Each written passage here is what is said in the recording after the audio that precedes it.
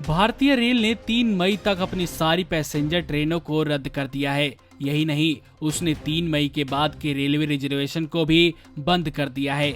इसका सीधा मकसद रेल मुसाफिरों को संदेश देना है कि 4 मई को लेकर वो कोई अंदाजा न लगाएं और न ही रेलवे स्टेशन की ओर जाएं। रेलवे लॉकडाउन के बाद जब भी ट्रेन चलाएगा तो वो केंद्र की हरी झंडी के बाद ही चलाएगा। केंद्र भी इस मसले पर सभी राज्यों से बातचीत के बाद ही कोई निर्देश जारी करेगा। इस बीच जिस तरह से कोरोना के मामले में लगातार इजाफा हो रहा है, उससे साफ है कि ट्रेनों का ऑपरेशन जब भी शुरू होगा वो कोरोना के डर के साए में होगा। इसलिए रेलवे में भी अलग अलग जोन और डिवीजन के अधिकारी कई तरह की संभावनाओं पर विचार कर रहे हैं। लॉकडाउन में ट्रेन शुरू होने पर पहले केवल कुछ चुनिंदा ट्रेनें चलाई जाएं। ये स्पेशल ट्रेनों की तरह होंगी और इसका किराया ज्यादा रखा जाएगा।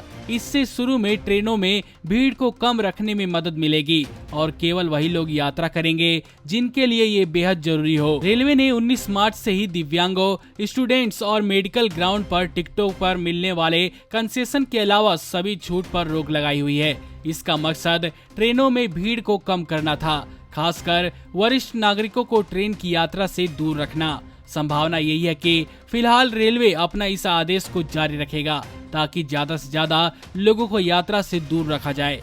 रेलवे शुरू में केवल स्लीपर क्लास की कोच वाली ट्रेन चलाए। इसमें केवल उन्हीं लोगों को यात्रा करने दिया जाए जिनके पास कंफर्म टिकट हो। इससे जनरल क्लास के डिब्बे वाली भीड़ से बचा जा सकता है। दूसरी तरफ एसी डिब्बों के बंद माहौल में संक्रमण की संभावनाओं को भी स्लीपर ट्रेन में टाला जा सकता है। रेलवे ने स्लीपर क्लास के 5000 से ज्यादा डिब्बों को आइसोलेशन वार्ड में बदल दिया है। इसके लिए बीच की एक सीट को हटा दिया गया है। हालांकि अभी आइसोलेशन वार्ड के तौर पर इन डिब्बों की जरूरत नहीं पड़ी है। साथ ही गर्मी की वजह से फिलहाल इनके उपयोग की संभावना कम है। ऐसे में रेलवे इन डिब्बों से स्लीपर 2 के तौर पर स्पेशल क्लास की ट्रेन भी चला सकता है। इससे सोशल डिस्टेंसिंग के पालन में भी मदद मिलेगी। शुरू में ट्रेनें केवल चुनिंदा स्टेशनों के बीच चलाई जाएं और जिन इलाकों में कोरोना के ज्यादा मामले आ रहे हो वहां पर रेलवे की सेवा शुरू नहीं की जाएगी। रेलवे की प्राथमिकता अपने लाखों कर्मचारियों और मुसाफिरों को सुरक्षित रखने की है। उसे स्वास्थ्य मंत्रालय और गृह मंत्रालय के निर्देश के मुताबिक सभी तरह के प्रोटोकॉल को भी फॉलो करना है। ऐसे में मुसाफिरों के लिए ट्रेन सेवा जब भी शुरू होगी, रेलवे के ऊपर हर किसी की सुरक्षा की बड़ी जिम्मेवारी होगी। इसलिए रेलवे ट्रेन ऑपरेशन के लिए कई तरह की संभावनाओं पर विचार कर रही है।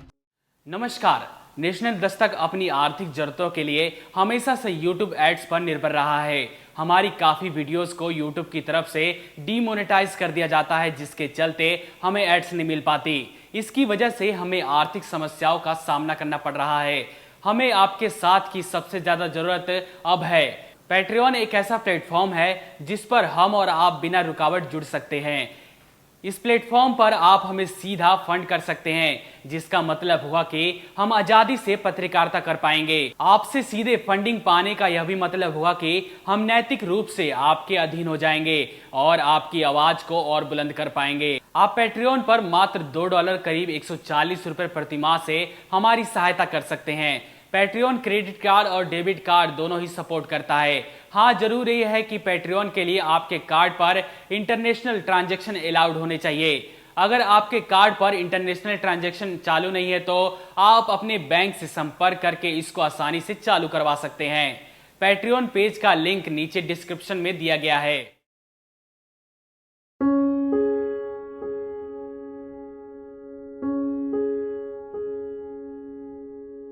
नेशनल दस्तक को देखने वालों से अपील है कि वह नेशनल दस्तक के सपोर्टर फॉर्म को भरें ताकि हम सीधे आपसे जुड़ सके। नेशनल दस्तक की आपसे गुजारिश है कि अगर इसको बचाना चाहते हैं तो नेशनल दस्तक को सब्सक्राइब करने के लिए रेड कलर के सब्सक्राइब बटन को दबाएं, फिर बेल आइकन की घंटी दबाएं। नेशनल दस्तक को बचाने के लिए बहुत जरूरी है कि हर खबर को शेयर करें, लाइक करें, कमेंट जरूर करें।